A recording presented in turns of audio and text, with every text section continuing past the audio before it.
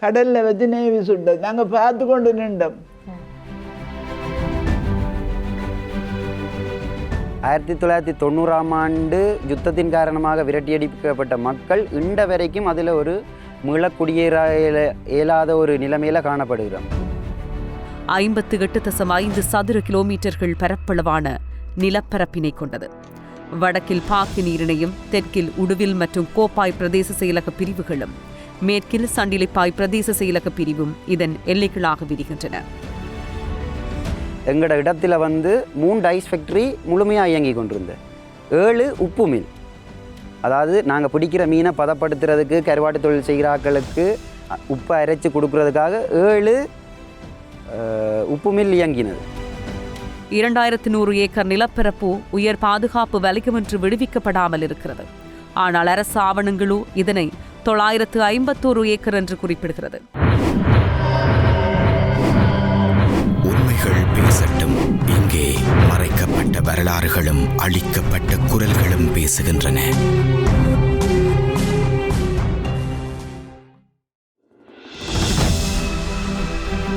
கடல்ல வச்சு நேவி என்ற மூத்த மகனை படுகொலை செய்தது. இனி இங்கே இருக்க இயலாது கண்டு கடலால இந்தியாவுக்கு போனோம். ஊரில் 3 சொந்த வீடுகள் இருந்தது. ஆனா இந்தியாவில் இருக்க இடம் இல்லாம, உடுக்க உடுப்பு இல்லாம, சாப்பாட்டுக்கே கஷ்டப்பட்டோம். சொல்ல இல்லாத துன்பங்கள் எல்லாம் பட்டு கடைசியில இங்க வந்தா என்ற 3 வீடும் விடுவிக்கப்படாம இருக்கு. என்ற கடைசி காலத்துல சொந்த வீட்டுல உயிரை விடணும் என்றுதான் இங்க வந்தன. ஆனா அதுவும் கனவாத்தான் போகுது. இப்படி கண்ணீரோடு வார்த்தைகளை வெளிப்படுத்திய ஒரு மூதாட்டியை வலிகாமம் வடக்கில் சந்தித்தோம்.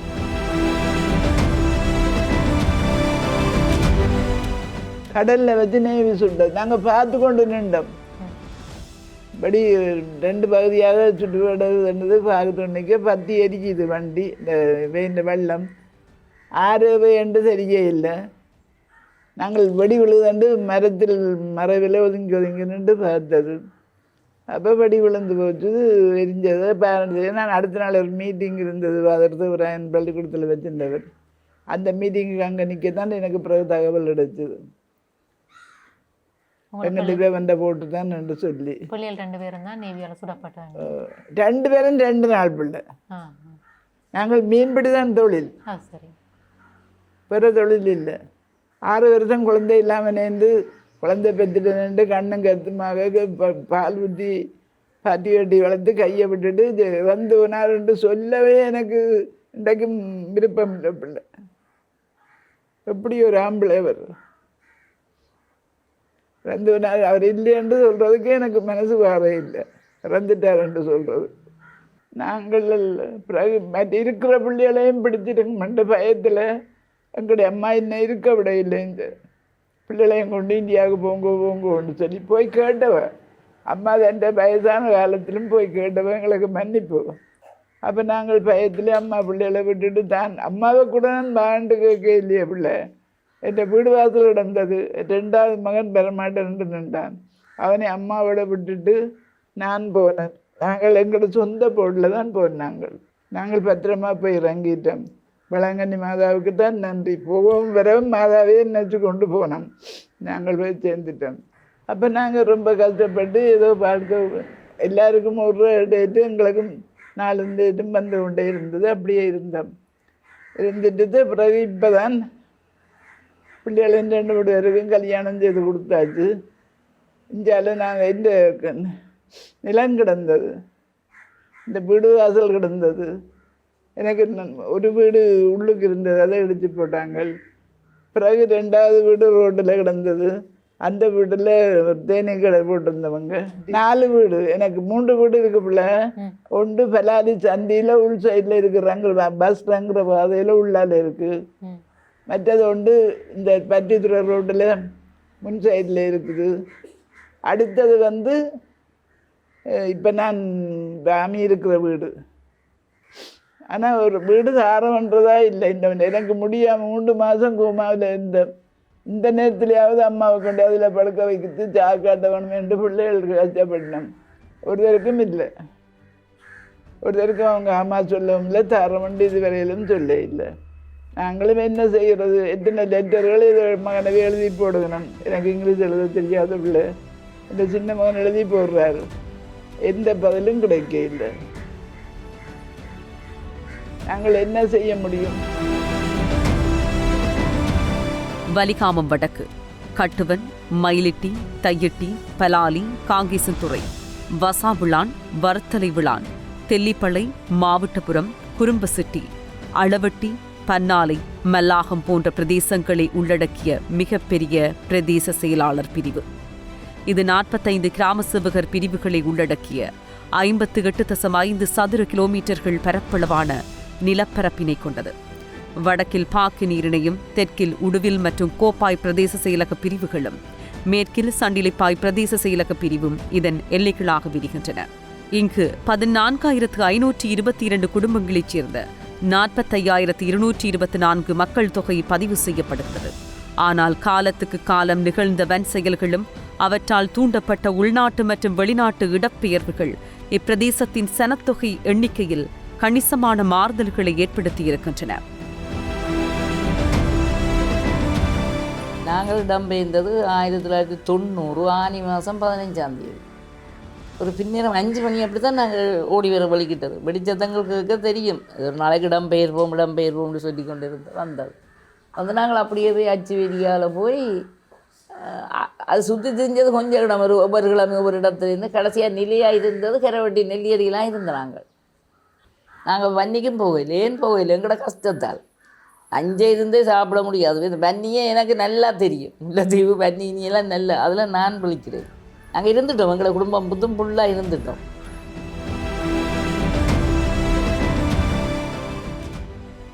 அங்கே பல இடங்களில் படித்து கிடிச்சு ஒரு மாதிரி இருந்து ஏதோ வந்துட்டோம். இப்போ திரும்ப எங்களுக்கு அந்த முகாம் பதிவை வெட்டினதால் இங்கே எங்களுக்கு காணி தர அளவுக்கும் இல்லை.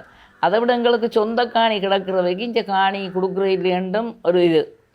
எங்களுக்கு சொந்த காணி இருக்குங்கோ, பலாரி சந்தியில் இருந்து கிடக்கிற பக்கம் கொஞ்சம் போய் பாருங்க, மேல் மாடி கட்டிடம் கிடக்கு அந்த காணி, ரோட்லேருந்து கிடக்கிற மட்டும் எங்களை 20 பிறப்பு காணி விட இல்லை.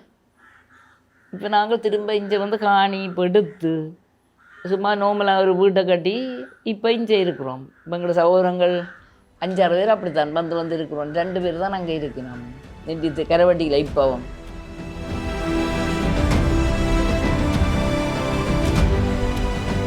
நான் உள்ளுக்கு போனேன். எங்களை கிணறு உண்டு, எங்களை இட்லியோட பக்கத்துலையெல்லாம் அந்த கிணறு எல்லாம் கிடக்கு. அது நுழம்பு விலை கட்டியாவே பாவிக்கினோம். அன்றைக்கு இந்த பேத்தி போய் ஒரு தேங்காய் கூட எடுத்துவான், தென்னை மரம் கிடக்க எடுத்துக்கொண்டு வரது எங்கடது எங்கட ஒரு வாங்கினவர் அவர் ஆமிக்காரன் என்கிட்ட வந்து சொல்லி சிரிச்சினாமோ, அவ்வளோ எடுத்துக்கொண்டு வந்து அது எங்கட மரத்து தேங்காய். 1985 நிகழ்ந்த முதலாவது இடப்பெயர்வினை தொடர்ந்து 1990 வரையான காலப்பகுதியில் மக்கள் தமது குடியிருப்புகளை விட்டு வெளியேறியிருக்கிறார்கள். இவ்வாறு வெளியேறிய மக்கள் யாழ்ப்பாணத்தின் பிற பகுதிகளிலும் 1995 காலப்பகுதியில் கிளிநொச்சி, முல்லைத்தீவு, வவுனியா போன்ற மாவட்டங்களுக்கும், இன்னும் சிலர் தெற்கிற்கும், சிலர் வெளிநாடுகளுக்கும் சென்றனர். மயிலிட்டியிலே 248 கிராம சேவை பிரிவிற்கு உட்பட்ட பகுதியிலே டச் ரோட்டுண்டு. டச் ரோட்டிலேயே எமது வீடு இருக்குது. வீடு பூர்வீக நிலம். அங்கே தான் பிறந்தது, வளர்ந்தது. அங்கே 90ஆம் ஆண்டு யுத்தத்திற்கு பிற்பாடு தொழில் நிமித்தமாகவும் எங்களை உயிரை பாதுகாப்பதற்காகவும் வெளியிடங்களுக்கு சென்று அதோடைய திருவோணமலையிலே 25 ஆண்டுகள் வாழ்ந்து அங்கே தொழில் நிமித்தம் அங்கே இருந்து இப்போ 2014ஆம் ஆண்டு திரும்பவும் இங்கே வரும்போது 2013ஆம் ஆண்டு வர்த்தகமானி அறிவித்தலின் பிரகாரம் உயர் பாதுகாப்பு வலயமாக இருந்த பகுதியாக இருக்கிறது. அந்த பகுதியிலே உள்நுழைவதற்கு எவருக்கும் அனுமதி இல்லை. 2014ஆம் ஆண்டு அரசாங்கங்கள் மாறிய பின்பாடு கொஞ்சம் கொஞ்சமாக எங்களது நிலங்கள் விடுபட்டு தற்போது 2400 ஏக்கர் பலாலி உயர் பாதுகாப்பு நிலையம் என்ற வகையில் 2400 ஏக்கர் காணி அளவிலே வைத்திருக்கிறார்கள். ஆனால் இந்த 2400 ஏக்கர் இருந்தாலும் 2013ஆம் ஆண்டு வர்த்தகமானி அறிவித்தலின்படி 6371 ஏக்கர் காணி அரச நிலமாகவே இப்போவும் இருக்கிறது. அந்த வர்த்தகமானி ரத்து செய்யப்படவில்லை சட்டபூர்வமாக. அதை சட்டபூர்வமாக ரத்து செய்வதற்குரிய ஆக்கப்பூர்வமான நடவடிக்கைகளை மேற்கொள்ளுமாறு நாங்கள் ஜனாதிபதி செயலகம் வரைக்கும் சென்றும் மயிலிட்டியிலே 5 நாள் போராட்டத்தை நடத்தியும் அதன் பிற்பாடு ஜனாதிபதி செயலகத்துக்கு முன்பாக ஒரு கவன ஈர்ப்பை நடத்தி அதற்கு நடவடிக்கை எடுக்குமாறு ஜனாதிபதி செயலகத்தில் உள்ள செயலாளரை சந்தித்து மகஜர் கொடுத்தும் இற்ற வரைக்கும் அந்த வர்த்தகமானி அறிவித்தல் இன்னும் ரத்து செய்யப்படவில்லை. அது ரத்து செய்வதன் மூலமாகத்தான் எங்களது கிராமங்களில் உள்ள பூர்வீக நிலத்தின் பூர்வீகமாக நாங்கள் காணியை வைத்திருந்தாலும் அதன் உறுதி என்று சொல்லப்படுகிற இதற்கு பெறுமதி உள்ளது. இப்போ அது தற்சமயம் அவையினுடைய அறிவித்தலின்படி எங்களோட உறுதிகள் எல்லாமே அரச காணியாகத்தான் கருதப்படுகிறது. அது அந்த வர்த்தகமாலி ரத்து செய்வதன் மூலம்தான் எங்களுடைய மக்களுக்கு விமோசனம் கிடைக்கும். அதாவது எங்கட காணி என்று சொல்கிறதுக்கு நாங்கள் வாயாலே சொன்னாலும் எழுத்து மூலமான ஒரு ஆவணம் எங்களுக்கு வர வேண்டும். அந்த எழுத்து மூலம் அவைகள் அதை ரத்து செய்வதன் மூலமாக தான் இந்த காணிகள் விடுபட்டாலும் நாங்கள் விடுபட்டாலும் அது எங்களுக்கு உறுத்துடையதாக மாறும்.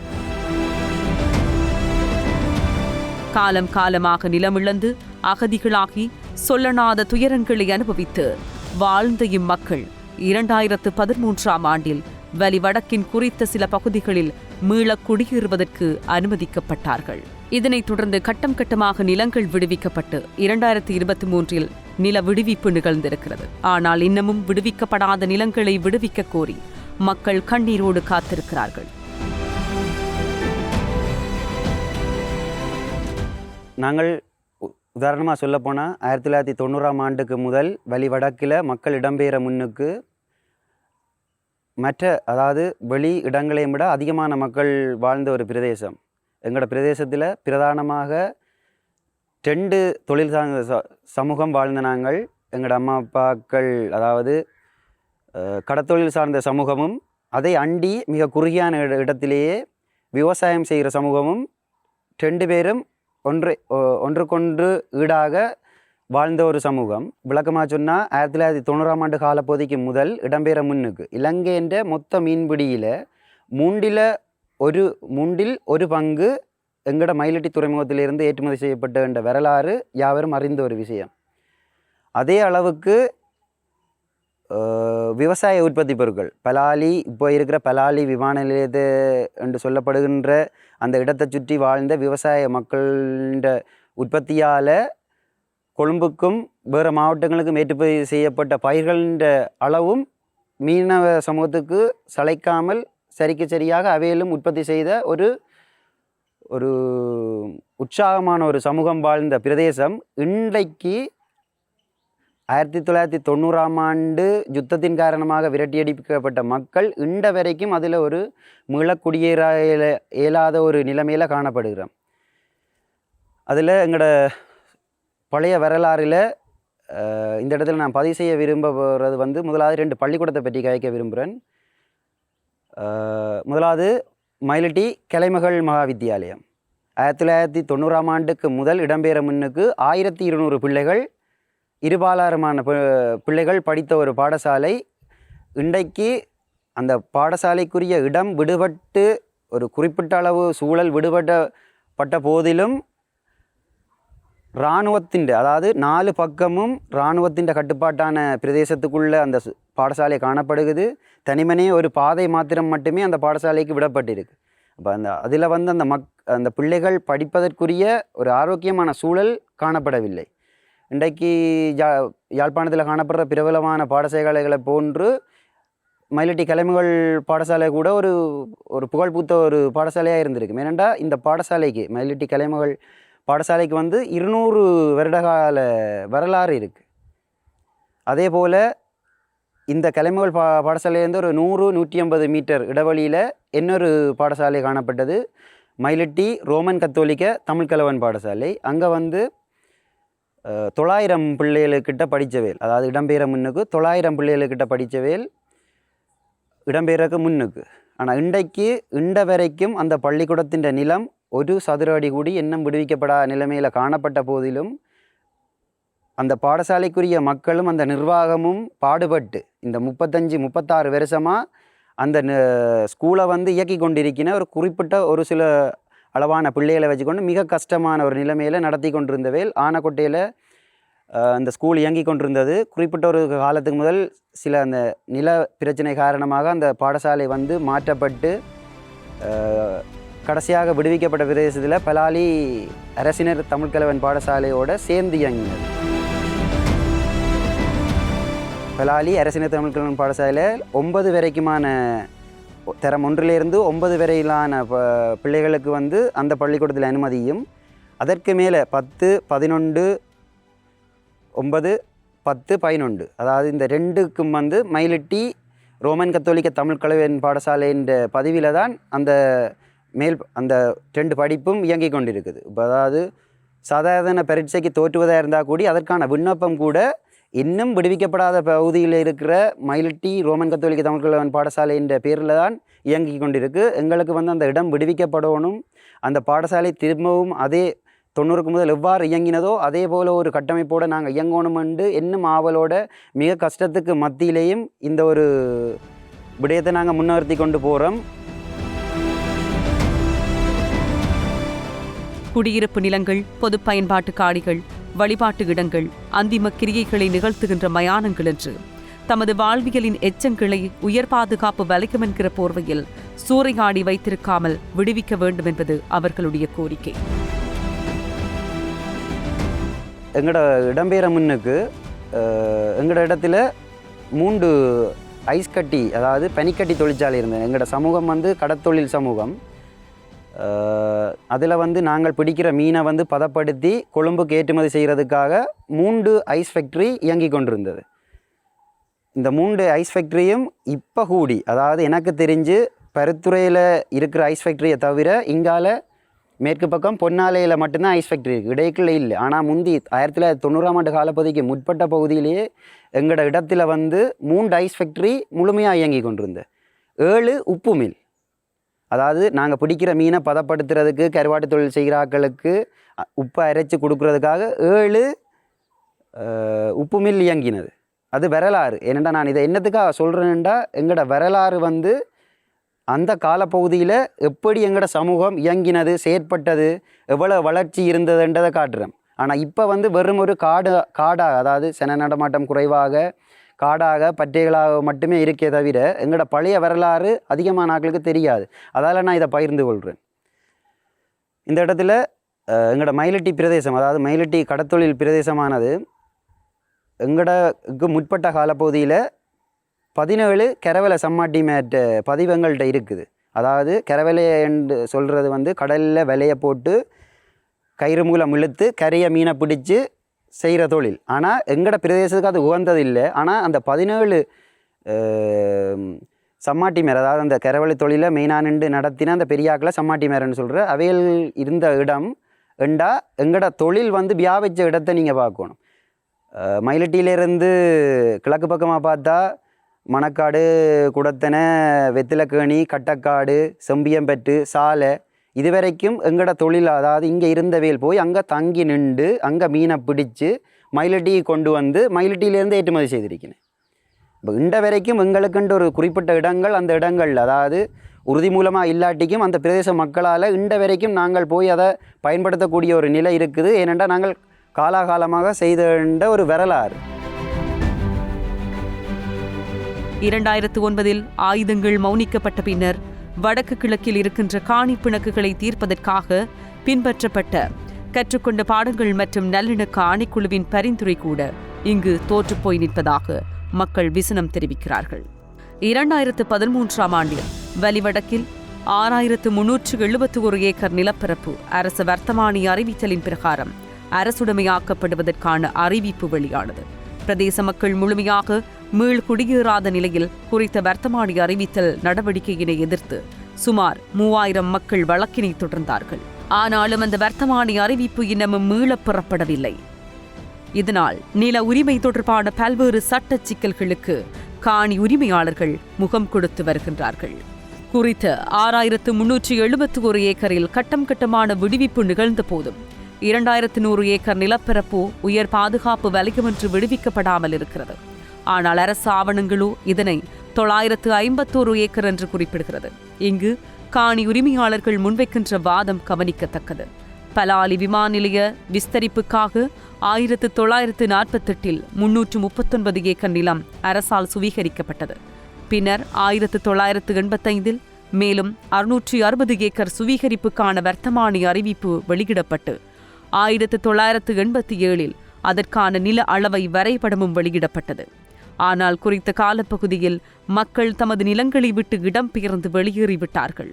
இந்நிலையில் மக்களுடைய உடன்பாடின்றி மீளவும் நில அளவை செய்யப்பட்டு அவற்றின் சுவீகரிப்பு தொடர்பான இறுதி நடவடிக்கைகளுக்கான அழைப்பு 2023 தெல்லிப்பளை பிரதேச செயலகத்தால் வெளிப்படுத்தப்பட்டுள்ளது. அபிவிருத்தி அவசியமானது. ஆனால் பலாலி விமான அபிவிருத்தி செயற்பாடுகள் அரசியல் நோக்கங்களினால் மழுங்கடிக்கப்படுகிறது. எனவே எமது நிலத்தை இராணுவமயமாக்கி இராணுவ பிரசன்னத்தோடு வைத்திருப்பதை விடுத்து உரிய முறையில் எம்மிடம் கையெழியுங்கள் என்கிறார்கள் காணி உரிமையாளர்கள். அதாவது இப்போ நான் இந்த தகவலை நான் இதில் பதிவிடுறேன்டா, எனக்கு வயசு 28. இந்த இடம்பெயரேக்க நான் பிறக்கவே இல்லை, கருவிலையும் இல்லை, எனக்கு தெரியாது. எங்களோட அம்மா அப்பாக்கள் எனக்கு மூத்தாக்கள் சொன்ன தகவலை வச்சு நான் இதை பகிர்ந்து கொள்கிறேன். ஆனால் சரியானதை மட்டும்தான் நான் பகிர்றேன். எங்களால் ஆதாரபூர்வமாக நிரூபிக்க முடியாத நாங்கள் பகிர இல்லை. 90ஆம் ஆண்டு இடம்பெயர்ந்தா பிறகு அதாவது 2014 வரைக்கும் 6000க்கு மேற்பட்ட ஏக்கர் காணி இராணுவத்தின் கட்டுப்பாட்டில் முழுமையாக இருந்தபோது எங்களுடைய காணிகள் வீடுகள் எல்லாமே சிதைவிட்ட, அதாவது யுத்தத்தால் சிதைவிட்ட நிலையில் இருந்ததே தவிர முழுமையாக அழிக்கப்படவில்லை. அதுக்கு ஒரு உதாரணம் சொன்னால் எங்களோட மயிலட்டி காணிக்க மத ஆலயம் 2010ஆம் ஆண்டு முழுமையான இராணுவ கட்டுப்பாட்டில் இருந்தபோது இராணுவத்தின் வாகனத்தில், அதாவது மாவட்ட வீர கந்தசுவாமி கோயிலுக்கிட்ட இருக்கிற ஆமீன்ற ஒரு செக் பாயிண்டில் வச்சு 5-6 பஸ் நினைக்கிறேன், 5-6 பஸ் ஆமீன்ற வாகனத்திலேயே சுத்தவர மூடி மறைக்கப்பட்டு ஒரு இடமும் பார்க்கலாதுன்னு சொல்லி கோயில் காணியில் கொண்டு வந்து ரக்கி நாங்கள் ஒரு நாள் திருப்பலி அந்த இடத்துல செய்த நாங்கள். அதுக்கு அந்த நேரத்தில் குறுமுதலாக இருந்தவர் மதிப்பிற்குரிய ஆயர் ஜஸ்டின் ஞானப்பிரகாசம் அவர்கள்ட தலைமையிலாம் அந்த பூசை நடந்தது. அந்த பூசைன்ற வீடியோ எங்களோட கோயிலில் நடந்த அந்த ஃபோட்டோஸ் அதுகள் இப்போயும் எங்களோட கைவசம் இருக்குது. இப்போ நான் இதை என்னத்துக்காக பகிர்றேன்டா, 2009 யுத்தம் முடிவடைந்தது, இலங்கையில் யுத்தம் மௌனிக்கப்பட்டது. ஆனால் எங்களோட கோயிலை நாங்கள் பார்த்தது 2010ஆம் ஆண்டு பார்த்துருக்கேன், என்ற கண்ணால் நான் பார்த்துருக்கேன், நான் அது ஒரு சாட்சி. ஆனால் 2013ஆம் ஆண்டுக்கு பிறகு முதல் கட்டமாக பகுதியாக ஒவ்வொரு அரசாங்கமும் காணிகளை விடுவிக்கும் பொழுது எங்களுடைய கோவில்கள், வீடுகள், பாடசாலைகள், ஐஸ் கட்டி தொழிற்சாலைகள், முக்கியமான கட்டிடங்கள் எதுவுமே இல்லை, ஃபுல்லாக தரமட்டமாக்கப்பட்டது. இப்போ நாங்கள் கேட்குற ஒரு விஷயம் என்னென்னா, யுத்தத்தில் அழியாததை என்னத்திற்காக அரசாங்கம், அதாவது அந்த காலத்தில் இருந்த அரசாங்கம் என்னத்துக்காக அழித்தது? தனியாற்ற வீடுகளில் இருந்து பாடசாலை, தொழிற்சாலைகள் எல்லாம் அழிக்குதுண்டேக்க அது ஒரு தனியாற்ற சொத்தாக இருந்தாலும் அது கிட்டத்தட்ட ஒரு அரசின் ஒரு பகுதி, ஒரு நாட்டின் ஒரு பகுதி. அப்போ நீங்கள் அவ்வளோத்தையும் அழிச்சிருக்கீங்க என்னத்துக்காக? எங்கள் தரப்பில் நாங்கள் சொல்கிற ஒரு சரியான ஒரு முறைப்பாடு என்னென்னா, 2013ஆம் ஆண்டு ஒரு வர்த்தகமானி ஒன்று வெளியிடப்பட்டது. வலி வடக்கில் உயர் பாதுகாப்பு வலயம் என்ற பேரில் 6400 ஏக்கர் காணி, அன்னளவா 6400 ஏக்கர் காணி கெசட் பண்ணப்பட்டது வர்த்தகமாலை மூலம். இது அரச காணி என்று அறிவிக்கப்பட்டது. அதற்கு எதிராக இந்த பிரதேச மக்கள் உட்பட, அதிகமான மக்கள் உட்பட, மாவை சேனாதிராஜா சார் அடுத்த சுமத்திரன் சாரும் இணைஞ்சு ஒரு வழக்கொண்டு பதிவு செய்தவேல். அந்த வழக்கிற்கு பிற்பாடு தான் இந்த கோவில்கள் இடிக்கப்பட்டது என்ற ஒரு எங்கள்ட ஒரு ஊகம். அதாவது நாங்கள் அவதானித்த ஒரு விஷயம், ஏன்னா அந்த வழக்கு போடப்பட்டிருக்காட்டி சில வேளை எங்களோட காணிகள் இருந்திருக்கு, அந்த காணியில் வீடுகள் இதுகள் இருந்திருக்கலாம். இந்த வழக்குகள் நடக்க அது ஒரு ஆதாரமாக போயிடும், இல்லையண்டா ஒரு தங்களுக்கு ஒரு பின்னடைவாக போயிடும், இல்லையண்டா வீடுகள் இருந்தால் மக்கள் அதை குடியேற கேப்பின என்று சொல்லி இந்த காணியில் அழிச்சிருக்கலாம் என்றுதான் எங்களோட உண்மையான பார்வை. ஏனென்றால் எங்களோட கோவில் கூடி நான் சொல்கிற மயிலட்டி காணிக்கமாதா தேவாலயம் 1850ஆம் ஆண்டு தொடக்கத்தில் இருந்து வரலாறு உள்ள ஒரு கோயில். கிட்டத்தட்ட அது ஒரு தொல்பொருள் சம்மந்தப்பட்ட ஒரு கோயில் முழுமையாக இடித்து அழிக்கப்பட்டிருக்கு.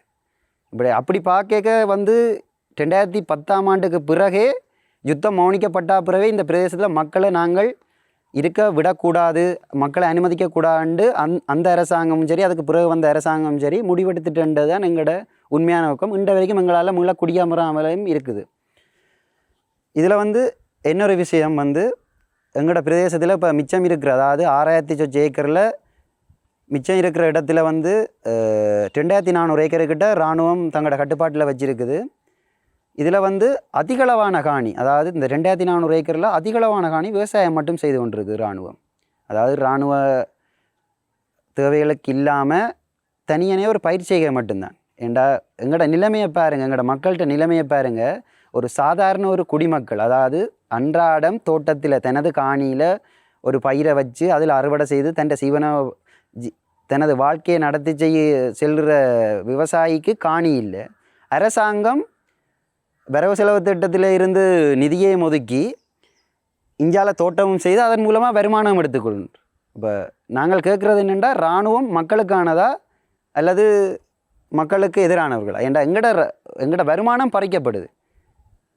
இந்த பிரதேசத்தில் இராணுவம் செய்கிற பயிர்கள், உற்பத்தி பொருட்கள் எல்லாமே பக்கத்தில் இருக்கிற சின்ன அதாவது ஆமீண்ட சின்ன வணிகங்களில் விற்பனைப்படுத்தப்படுது. அதுவும் சந்தை விலை, அதாவது வெளியில் போகிற சந்தைகள். உதாரணமாக ஒரு கடையில் ஒரு தேங்காய் 50 ரூபா விற்கிறாருண்டா இராணுவம் 40 ரூபா 30 ரூபா விற்கிது.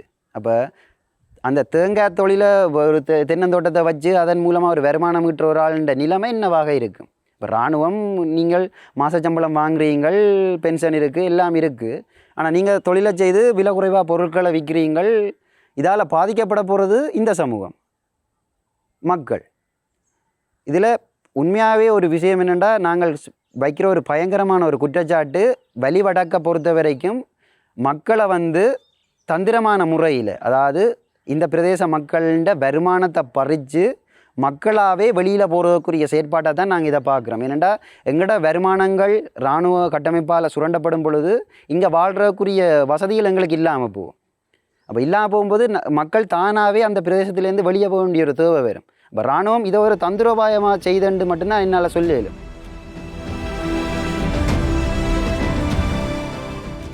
அபிவிருத்தி என்கின்ற பெயரிலும் பாதுகாப்பு என்கின்ற பெயரிலும் தமது நிலங்களை பறித்து அழித்து திட்டமிடப்பட்ட சிங்கள மயமாக்கலை இராணுவம் மேற்கொண்டு வருகின்றது என்பதற்கு பல உதாரணங்களை வலி வடக்கு மக்கள் எடுத்து இயம்புகிறார்கள். 3 பேர் ஒரு மயிலட்டியிலிருந்து ஒரு 1 கிலோமீட்டர் தூரம், அதாவது கேகேஎஸ் தலசேனா பீச்சுக்கு முன்னால் ஒரு 3 நபர் சோளம் விற்று கொண்டிருந்தவேல். சோளம் வாங்கன்னு நான் போனால் அவன் கதையில் ஒரு வித்தியாசத்தை பார்த்தேன். அப்போ தான் நான் உடனடியாக கேட்டேன், பலாலி சோளம் உண்டு ஓமண்டர். அப்போ சரி ஒரு 3 தாங்க, அவிச்ச சோளன் 3 தாங்கன்னு சொல்ல, சோளன் போட்டு தர்றதுக்கு ஒரு ஆள் வாரார், காசு வாங்குறதுக்கு ஒரு ஆள், அங்கால ஒரு ஆள் ஃபோனோட 2 அவையில் 2 பேரையும் ஒப்சர்வ் பண்ணி கொண்டிருக்கார், பார்த்து கொண்டு இருக்கார்.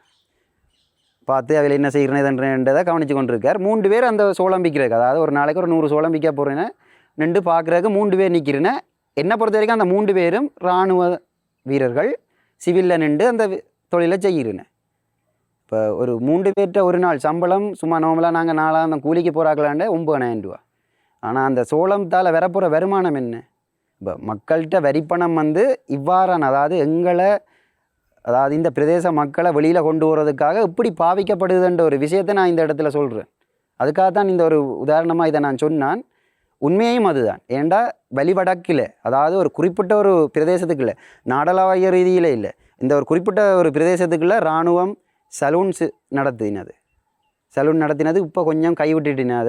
டெய்லர் ஷாப் இருக்குது, சின்ன ரொட்டி கடைகள் இருக்குது, ரொட்டி கடைகளில் வச்சு மிரக்கறியல் போட்டு விற்கிறேன். ஒரு ஃபுட் சிட்டி வச்சுருக்கேன். ஆமி வந்து ஒரு வெல்ஃபேர் ஷாப் வச்சுருக்கு. தல்சேனா ஆமி ரிசோர்ட் வந்து ஒரு சுற்றுலா விடுதி இராணுவம் செய்யுது. அப்போ ஆக மொத்தத்தில் இங்கே செய்ய வேண்டிய முதலீட்டாளர்களுக்குரிய அனைத்தும் பறிக்கப்பட்டு இராணுவத்தினுள்ள உள்வாங்கப்படுது. இப்போ மயிலட்டி பலாலி சந்தியில் இருக்கிற ஒரு காணி கூடி மக்கள், அதாவது உயர் பாதுகாப்பு நிலையம்னு சொல்லி கெசட் பண்ணப்பட்ட காணியில் கூடி ஒரு குறிப்பிட்ட அளவு பிரதேசத்தை மட்டும் இராணுவம் வந்து விடுவிச்சு மக்கள் பாவனைக்காக விட்டுருக்கு. பலாலி சந்தியில் இருக்கிற அந்த இடம், அதாவது ஒரு பீச்சுக்கு பக்கத்தில் இருக்கிற இடம், அதை விட்டதுக்குரிய காரணம் கூடி என்ற பார்வையில் எப்படி இருக்குமெண்டா, அதில் வந்து மக்கள் பிளங்கி வெளியிடத்துலேருந்து டூரிஸ்ட் வரும்போது அதுக்கு பக்கத்தில் தங்களுக்குரிய கடைகள், அதாவது இராணுவம், தனியார் இல்லை, இராணுவம் தங்களுக்குரிய கடைகள், ஹோட்டல்ஸ் அதுகளை நடத்தி அதன் மூலம் இன்னும் வருமானத்தை ஈட்டிக்கொள்றதுக்காக பயன்படுத்தியதே தவிர வடக்குக்குரியதும் வழிவடக்குக்குரிய அபிவிருத்தி என்ற ரீதியில் ஒன்றுமே இல்லை. 2014ஆம் ஆண்டு நான் இங்கே வந்த பிறகும் 2019ஆம் ஆண்டு தான் இங்கே இந்த இடத்துக்கு வரக்கூடிய மாதிரி இருந்தது. இது 18ஆம் ஆண்டு இது விடுபட்டது. 19ஆம் ஆண்டு விடுவிக்கப்பட்ட பிறகும் விடுவிக்கப்படையக்குள்ள 2010ஆம் ஆண்டு நாங்கள் ஒரு காலத்தில் எங்கள் ஆலயத்துக்கு வந்த நாங்கள் எங்களுடைய மயிலட்டி காணிக்க மாதா ஆலயத்துக்கு அப்போ வரைக்குள்ள உடைந்தும் உடையாத மாதிரி வீடுகள்லாம் இருந்தது தரையில். காணிக்க மாதா கோயில் நடுவிலே ஒரு செல்வட்டு உடைந்திருந்தது ஒழிய கட்டிடம் முழுமையாக இருந்தது. 2014ஆம் ஆண்டு நான் கார்த்திகை மாதம் உள்நுழையக்கூடிய மாதிரி இருந்த இதுக்குள்ளே இராணுவ கட்டுப்பாடுகள் இருக்கைக்குள்ள அப்போ வரும்போது தான் இந்த ஆலயம் முழுமையாக உடைக்கப்பட்டது எனக்கு தெரிய வந்தது. அது வரைக்கும் எங்களுக்கு உத்தியோகமாக இப்போ உடைக்கப்பட்டது என்றது எங்களுக்கு தெரியாது. ஆனால் சில நபர்கள் சொல்கிறார்கள் 2013ஆம் ஆண்டு வரைக்கும் அந்த ஆலயம் இருந்ததாகவும் இந்த வர்த்தகமான அறிவித்தலின் பிற்பாடு தான் ஒட்டுமொத்தமாக மயிலட்டி, காங்கேசந்துறை, ஊரணி, பலாலி இதுவரைக்கும் தரமட்டமாக்கப்பட்டதும் ஆலயங்கள் வணக்கஸ்தலங்கள், அதாவது பிள்ளையார் கோயில், வரசித்தி விநாயகர், காணிக்க மாதா ஆலயம், செபஸ்டியார் ஆலயம், ஊரணி அந்தோனியார் ஆலயமும் உடைக்கப்பட்டது. அது ஆதாரபூர்வமாக அது நாங்கள் விடுவிக்கப்பட்ட பின்பு தான் நாங்கள் பார்வையிட்ட போது எங்களுக்கு தெரிய வந்தது. அது வரைக்கும் அரைகுறையாக உடைக்கப்பட்ட நிலை இருந்திருக்கு. 2013ஆம் ஆண்டு தான் அது முற்றுமுழுதாக உடைக்கப்பட்டிருக்கு. இப்போ தற்போது இன்னும் விடுவிக்கிறதுக்கு 2400 ஏக்கருக்கு கிட்டத்தட்ட இன்னும் இருக்கிறது காணி. அதிலே தான் இந்த ஆலயங்கள் கிட்டத்தட்ட 14 இந்து ஆலயங்களும் 2 கிறிஸ்தவ தேவாலயங்களும் பெருமை வாய்ந்த தேவாலயங்கள் 15 இந்து ஆலயங்கள் இருக்கிறது இதுக்குள்ளே. அதிலே சிலதுகள் இப்போ பகுதியளவிலே விடுபட்டு சில நேரம் ஒதுக்கப்பட்டு அதுக்கு இராணுவத்தின் அனுமதியோடு கூட்டி செல்லப்படுகிறது. எங்கட இந்த காணிக்க மாதா ஆலயம், வரசித்தி விநாயகர் ஆலயம், கொழுவியங்கலட்டி விநாயகர் ஆலயம், செபஸ்டியார் ஆலயம் இது 4க்கும் எந்த அனுமதியும் இல்லை. இப்போ இந்த மாதம் எங்களோட பெருநாளை கொண்டாடுறதுக்காக வேண்டி முயற்சி செய்து இடங்களுக்கு எழுத்து மூலம் அறிவிக்கப்பட்டும் எங்களுக்கு இன்னும் அனுமதி வழங்கப்படையில். அதிலே 131 ஏக்கர் காணி இன்னும் விடுபடாமல் இருக்கிற முழுமையாக 248 251 இருக்கிறது 40 ஏக்கர். அதே மாதிரி 63 ஏக்கர் 255 பிரிவிலே 246 பிரிவிலே விமான நிலைய விஸ்தரிப்புக்காக எடுக்கப்பட்டான்னு சொல்லினோம். ஆனால் சட்டபூர்வமாக அதை இன்னும் மக்கள்கிட்ட இருந்து பெறப்படையில். அதிலே 446 ஏக்கர்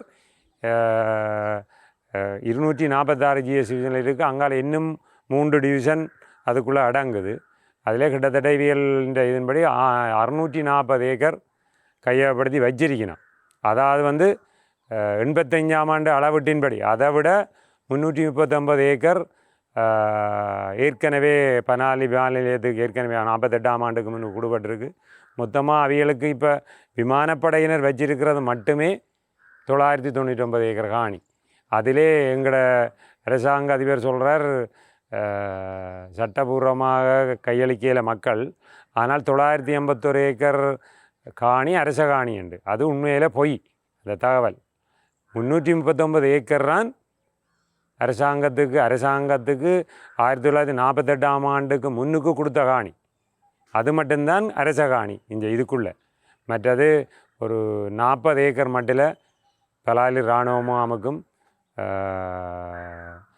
ஆசிரியர் கலாசாலை பலாலி ஆசிரியர் கலாசாலைக்கும் உரிய காணி தான் அரச காணி. மீதி முழுக்கவே தனியாருக்கு சொந்தமான காணி.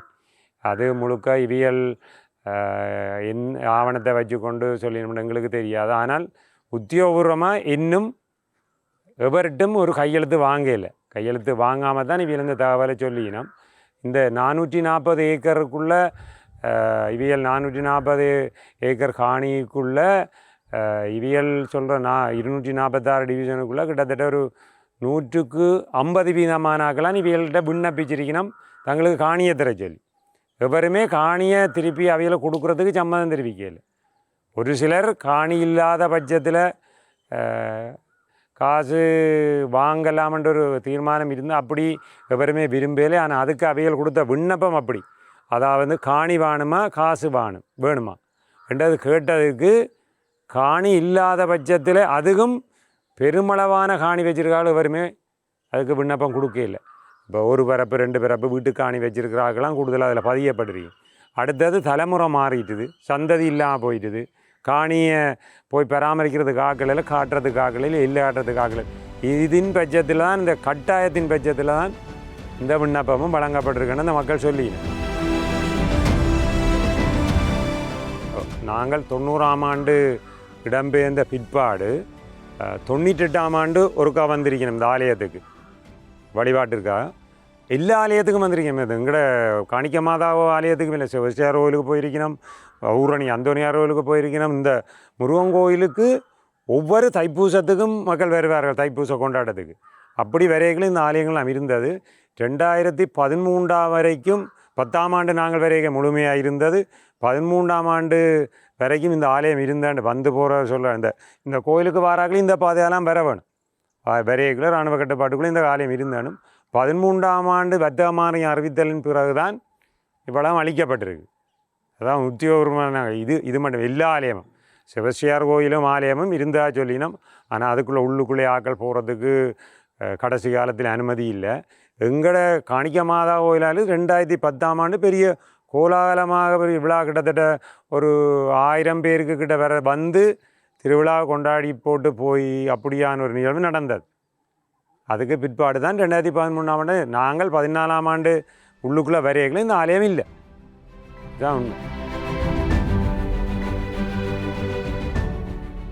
தற்பொழுது உயர் பாதுகாப்பு வலயத்தினுள் இருக்கின்ற பகுதிகளில் காணப்பட்ட பல வழிபாட்டு தலங்கள் 2013ஆம் ஆண்டு காணி சுவீகரிப்பு வர்த்தமானி அறிவித்தலின் பின்பு தரைமட்டமாக இடித்து அழிக்கப்பட்டுள்ளன.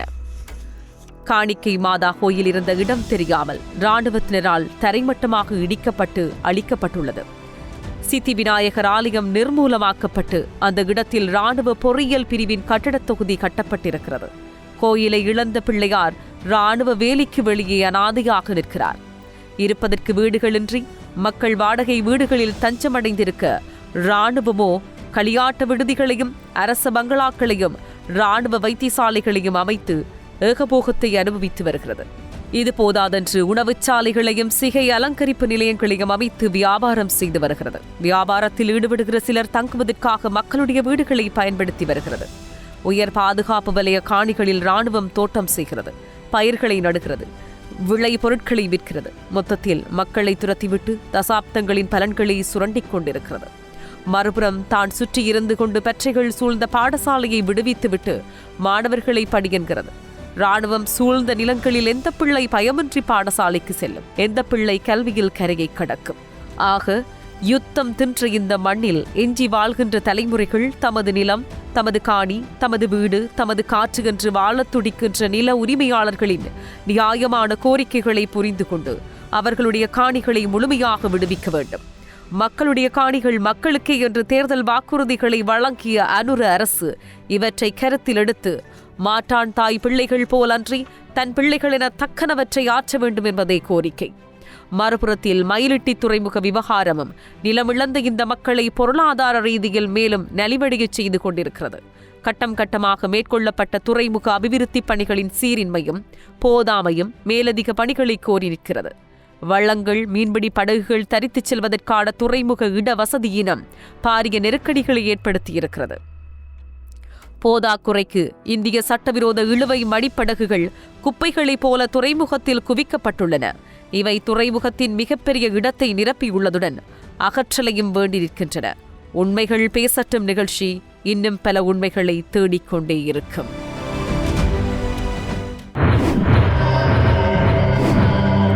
உண்மைகள் பேசட்டும். இங்கே மறைக்கப்பட்ட வரலாறுகளும் அழிக்கப்பட்ட குரல்களும் பேசுகின்றன.